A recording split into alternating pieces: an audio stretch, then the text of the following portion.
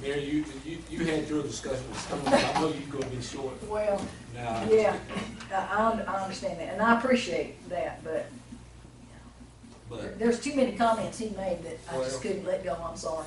I apologize. oh, thank you, Mary. I'll accept your apology for once. Thank you.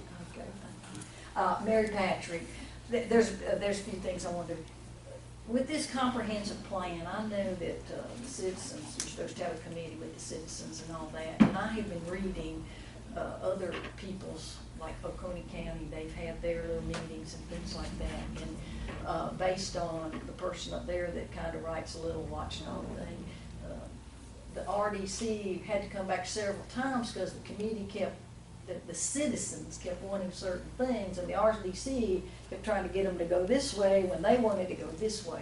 So I want to make sure that there's enough meetings of the citizens that what the citizens want in this county is what they're helping us to do, and not to guide the citizens as to what they want to Well, do.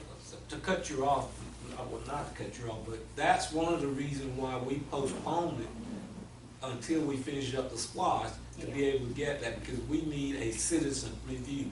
Even this discussion with the city about intergovernmental agreement, all of that has to be into that comprehensive plan, because it's got to be recognized.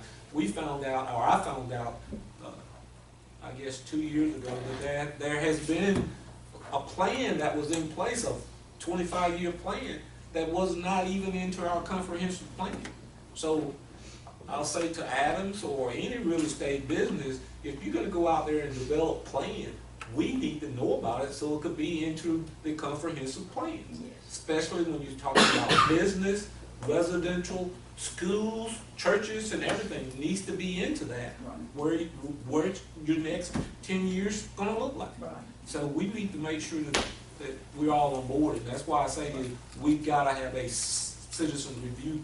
And it can't just be one meeting. I noticed No, in no. their little thing, you know, you're gonna meet and then they're gonna do the plan the next month. And I know it didn't work like that in Oconee County. I've been reading the one in Johns Creek, I mean, which is not anything like us, but.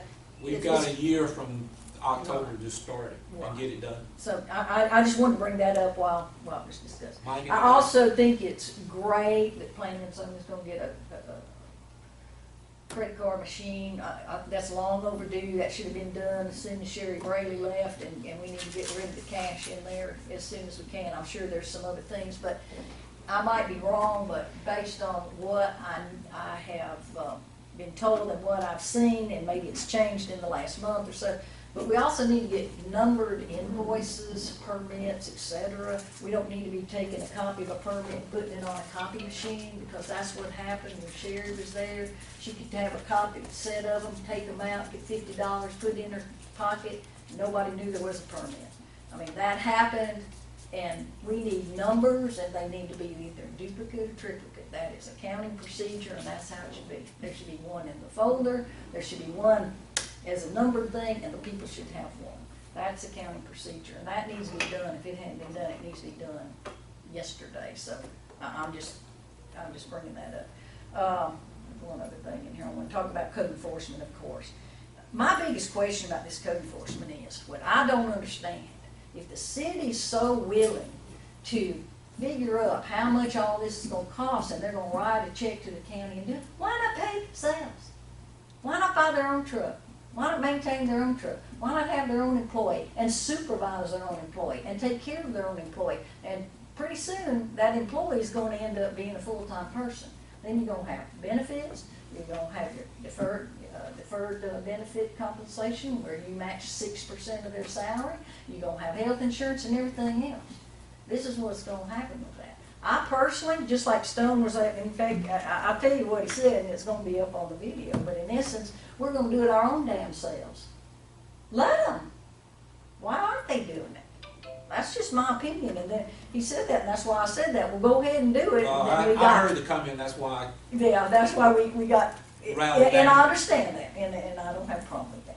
But if you're willing to do that, then do it yourself, because just like the sheriff's department, I'm paying an extra $500,000, you know, my part of that, so that they can do 2 square miles.